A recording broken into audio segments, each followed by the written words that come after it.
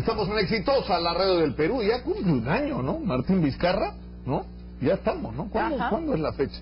Este 23 es la fecha. Entonces lo que vamos a hacer en todos estos días es tratar de evaluar cómo la está haciendo, ¿no? Y uno de los temas es el que tiene que ver directamente con la situación laboral en el Perú. Están con nosotros Farid Matuk, ex jefe del Instituto Nacional de Estadística e Informática, y José Angulo, abogado laboralista. Bienvenidos. Buenos días, ¿qué tal? Muy buenos días. Buenos días. Comencemos por cuál es la situación del empleo en el Perú. En este año ha crecido, ha disminuido, tenemos más empleo formal, seguimos siendo un país mayoritariamente de empleo informal. ¿Cuál es la situación? Bueno, si me permiten, el empleo ha tenido dos grandes movidas, por así decirlo. Una en donde se ha precarizado, porque ha habido una reducción del empleo formal para bastantes personas. Estamos hablando de un grupo fuerte, o un bloque que casi ha sido el mismo que se ha logrado formalizar, pero formalizar por otros tipos de programas. Desde el año pasado ha iniciado un programa en el Ministerio de Trabajo y de SUNAFIL, más que nada, que se llama Formaliza Perú.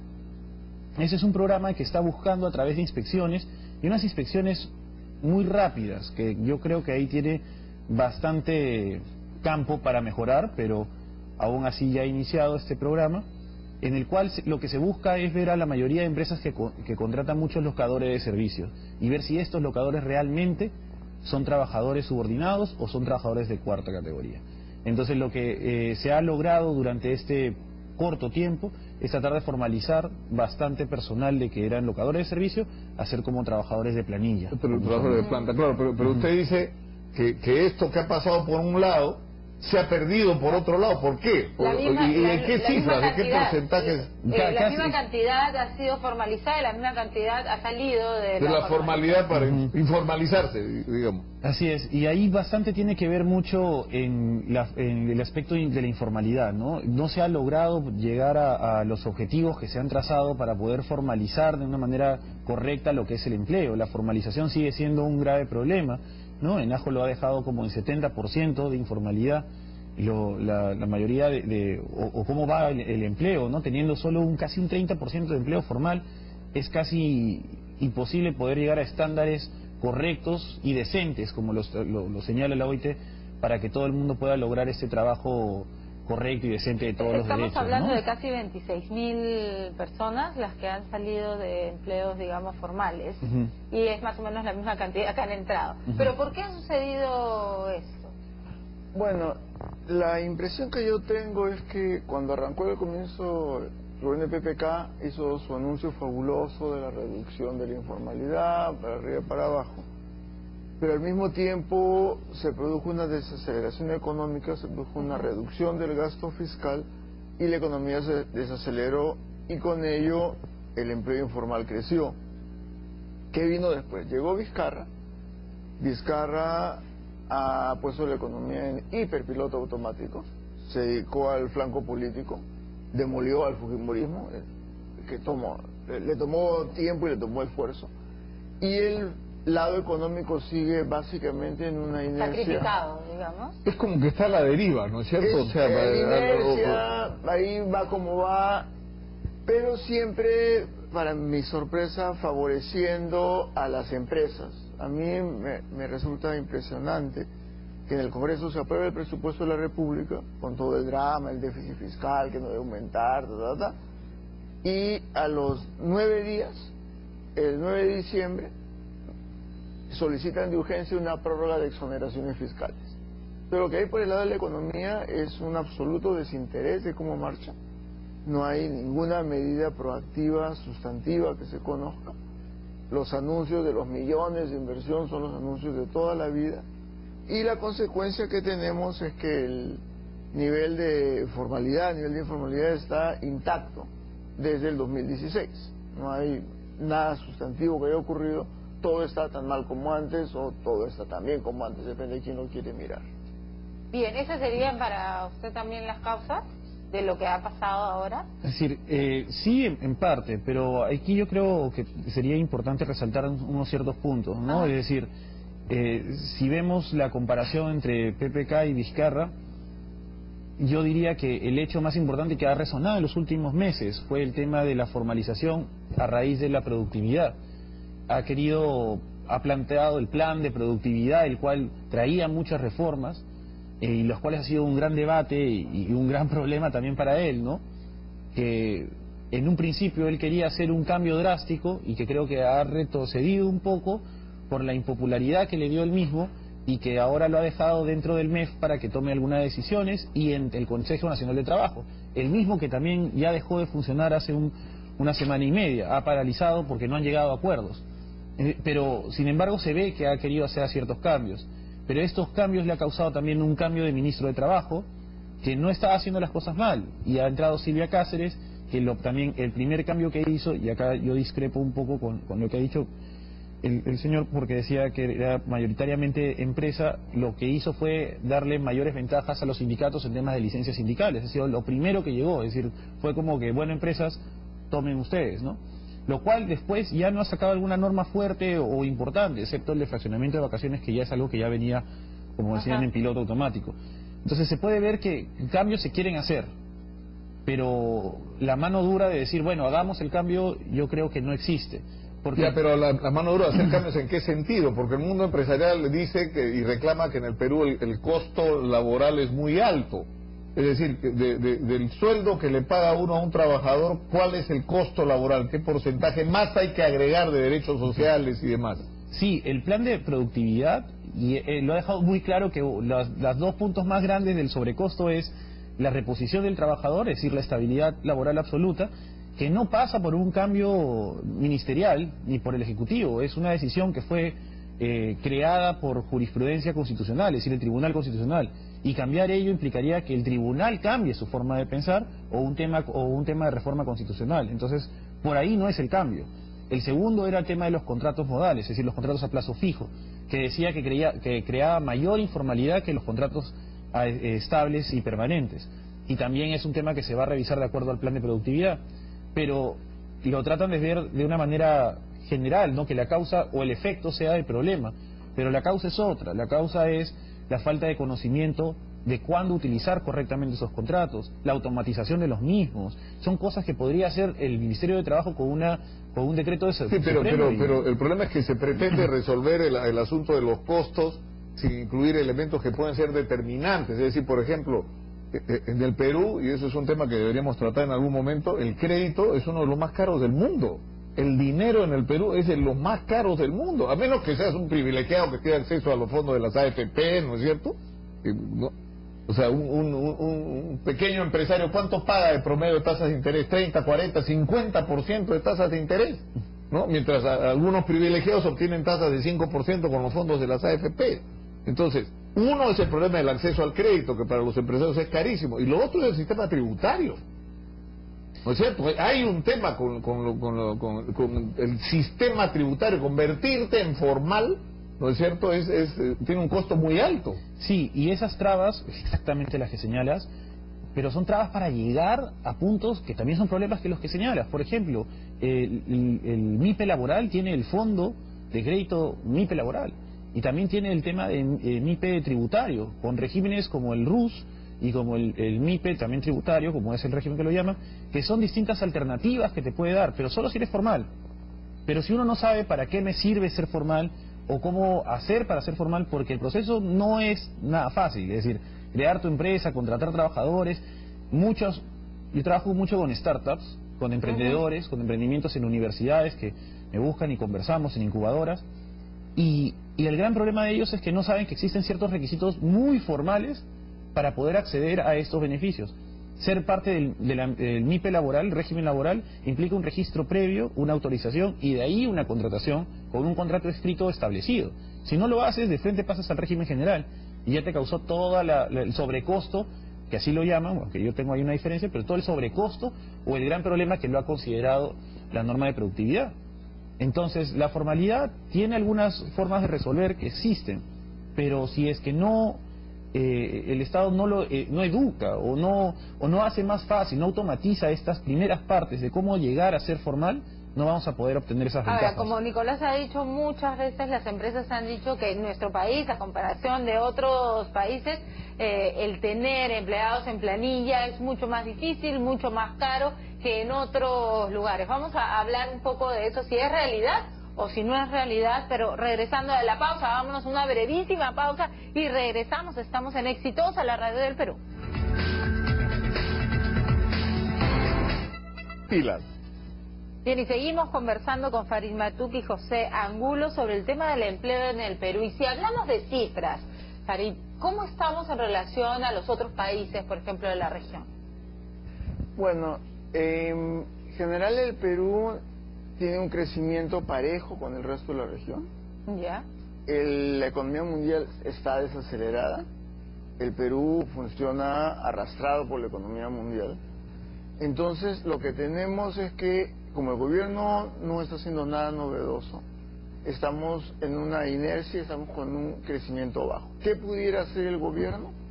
El gobierno pudiera empezar obras públicas que empujen la economía, pero el gobierno se autoboicotea, como decía hace unos minutos, creando prórrogas de exoneraciones fiscales. Ahí hay plata que se pudiera usar para obra pública. Ahora, quisiera retomar lo del proyecto de productividad del gobierno, que yo lo considero una absoluta farsa, porque el índice de productividad mundial, el que se hace en Suiza, el que se hace en Davos, coloca el mercado laboral como el 7º problema de Perú. Hay 6 problemas más importantes. Entonces, cuando hacen la traducción del inglés al castellano, ocurre que el mercado laboral pasa de 7º problema a segundo. A segundo. El primero, ¿cuál es el primero? Infraestructura. ¿Qué cosa es? Las APP, las alianzas público-privadas. Entonces, el empresariado peruano, lo que presentaron en CADE el año pasado, lo que han dicho es, queremos más negocio, el problema número 1 es infraestructura, que para Davos es el 4º problema. Entonces, lo que tenemos aquí es una situación bastante perversa, en donde los empresarios han tomado el índice mundial de productividad, que compara a todos los países, volviendo a la pregunta inicial, y en ese, el problema laboral en el Perú es el 7º, lo ponen como segundo.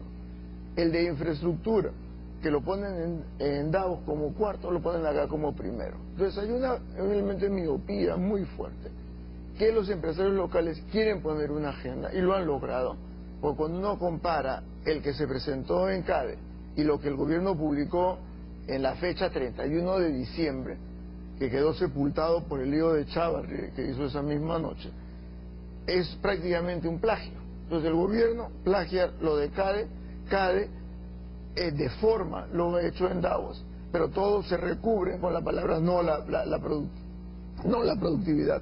Entonces, lo que nosotros tenemos es de que comparativamente con la región estamos también no tan mal como antes, no hay un elemento significativo de cambio. Y entonces no sería cierto lo que dicen algunos empresarios, que es muy difícil mantener en nuestro país a tanta gente en planilla. No, esa es mitología empresarial. El problema que ha ocurrido es que del 98 al 2013 el precio de nuestras materias primas se cuadriplicó. El salario mínimo se triplicó en dólares. Entonces, durante el 98 al 2013 todo el mundo estaba feliz. O sea, que el salario mínimo se haya triplicado en dólares era inimaginable. Del 2013 al presente la economía mundial está estancada. Ya no hacen tanta plata como antes. Entonces, con toda la razonabilidad del mundo, un empresario quiere hacer más plata. He inventado la teoría de la productividad para el Perú, que no es la que se hace en Davos, en Suiza. Y la teoría para el Perú es, el gobierno tiene que hacer todo con la alianza público-privada, es decir, me creo negocio para mí mismo. Y la segunda es, hay sobrecostos laborales. Entonces, si uno eliminase los sobrecostos, y uno ve la tablita que se presentó en CADE, en Paracas, es, no más vacaciones para nadie, no más CTS para nadie. No Creo más que la manera de levantar la productividad es bajar los derechos laborales y perjudicar la situación del trabajador, ¿no es cierto? Uno mira esa tabla, la tabla que se entregó en CADE, es una tabla, para mí es muy clara. O sea, si yo no pago seguro social, yo no pago CTS, yo no pago vacaciones, entonces efectivamente ahorro costos. Y tengo más plata, obviamente. Y tengo más plata. Ahora, aquí el tema, como yo lo concibo, es que los empresarios están preocupados porque están haciendo menos plata. y quieren cuadrar su caja a costa de los derechos de los trabajadores. Y el resto de la economía que siga exactamente igual. O sea, los informales siguen tan informales como antes. Y un detalle sobre lo de Sunafil, el Ministerio de Trabajo presentó una tabla comparada, se la puedo alcanzar después. ¿Cuál es el tamaño de los Sunafil en Latinoamérica? El que tiene el Sunafil más grande en Latinoamérica es Chile, por número de trabajadores. Para alcanzar a Chile habría que tener 6 veces más inspectores en la Sunafil de hoy. Entonces, el problema de Sunafil, que inspecciona poco, es porque tiene pocos trabajadores. Ahora, ¿por qué no tiene pocos trabajadores? Porque el Ministerio de Economía y Finanzas no le da más presupuesto al Ministerio de Trabajo. ¿Y pues no le da más presupuesto? No, pero además son no trabajadores CAS. Es una cosa increíble. O sea, los inspectores que deben velar por el cumplimiento de derechos laborales son víctimas ellos mismos de violación de sus derechos laborales, pues son trabajadores de segunda categoría. O sea, una situación absolutamente absurda, ¿no? Si me permiten, solo para complementar un poco lo que ha señalado, es completamente cierto, ¿no? Lo que dicen, ¿no? Se ha cambiado un poco los órdenes. El Banco Mundial también había hecho una suerte de una lista sobre estos puntos y también el empleo estaba como un quinto, pero siendo los primeros, y que yo creo personalmente el gran problema es la eterna burocracia y la falta de consolidación de una legislación de trabajo. El gran problema es que, y eso justo pasaba por el tema de los beneficios sociales, sí, si se quieren retirar vacaciones, CTS, gratificaciones, pero se quieren consolidar en un solo sueldo, en una sola remuneración. ¿Por qué? Porque hay un gran problema, y eso es innegable. Yo que me dedico a esto, si alguien me dice, bueno, ¿dónde puedo buscar una norma sobre gratificaciones? Ah, es la ley número tanto. CTS es otra ley, pero tienes modificada por esta y complementada con esta. Sinceramente es un desorden, que no es que sucede, por ejemplo, con el tema civil, o el tema penal, o el tema comercial, consumidor. Laboral es un desorden completo. Entonces, inclusive los propios empresarios, si así quisieran hacer las cosas bien, no sabrían al 100% si es que correctamente lo están haciendo. Inclusive el trabajador, si quisiera conocer correctamente cuáles son todos sus derechos, a veces no sabe. Y, por ejemplo, ahora último hubo todo un problema de hacer el tema o diferenciar la remuneración mínima por provincias, que fue algo discutido hace como unos meses, pero sin embargo una norma ya existe que permitía eso. Entonces la discusión es completamente inútil y se han pasado un par de meses discutiendo sobre algo que es completamente inútil, pero por eso es una norma de los años 65 creo, y todavía sigue vigente y nadie lo derogó. Ese es uno de los grandes problemas que debería revisarse antes de pensar en si es necesario retirar o no las vacaciones o reducirlas. Y el otro tema es que los sobrecostos también implican la gran estabilidad que se señalaba, es decir, mantener a alguien en planilla es mucho más caro que mantener a otra persona fuera de planilla. Yo no lo creo, pero el tema es que la competición en el mercado informal no lo hace productivo, porque un trabajador en planilla va a tener reducciones de quinta categoría, de AFP, que es un 13% aproximadamente, o ONP es 13 directo, ¿no? Pero a una persona que recibe, es decir, uno que recibe 2.000 soles así, por planilla, menos el 30%, porque digamos que sea, o el 20%, por así decirlo, un 5 y un 13, y en el otro lado que reciba lo mismo, pero directo en cash, siempre va a tratar de trabajar por ese lado. Claro. Inclusive si tú quieres contratar a alguien productivo, él tal vez va a decidir irse por el lado informal porque le va a salir más beneficioso. Es algo que a veces los trabajadores no consideran. Dicen, bueno, no tendré toda esta protección, no tendré todo este tema de pensiones, o pero gano más, pero gano más en la mano tengo más plata. Ajá. Y eso que muchos empleadores también abusan, porque ven que esa es la opción y dicen, bueno, mejor no lo tengo. Entonces es un lado de que en esta relación, tanto a veces trabajadores como empleadores abusan de algo que yo creo que pasa por un tema de conocimiento, un tema también de no, pero conocimiento claro, para el país. El problema es que ¿no? hay otros casos ahorita, yo sé que es un tema espinoso, pero en Latina hay un tremendo problema porque es un canal que se compró con fondos de las AFP, la gestión ha sido muy mala, el resultado se está pagando ahora, ¿no es cierto? O sea, fuiste al Mundial y no ganaste plata, que es una cosa que poco puede creer, o sea, y quisiera alguien pero tener... como dice, hay muchas dudas claro, pero lo que voy es que al ¿ah? final quienes pagan el pato son los Son los trabajadores a los que se esfuerzan, por ejemplo, a renunciar. Renuncia Exacto. para no pagarte los derechos a los que tendrías acceso si te real. despido, que es lo que estoy haciendo. Es un ¿no? caso real de alguien Y que Sunafil como es un ¿no? medio y es mira para otro lado así discretamente, Exacto. ¿no es cierto? Como que no estuviera pasando Pero lo que que... deberíamos hacer tal vez es abrir también los teléfonos algún día para que hagan sus preguntas a aquellos que tienen estos problemas, ¿no? Laborales, ¿no? Para que sean solucionados. Muchísimas gracias por estar con nosotros. Claro, y vamos a ir a la pausa y luego...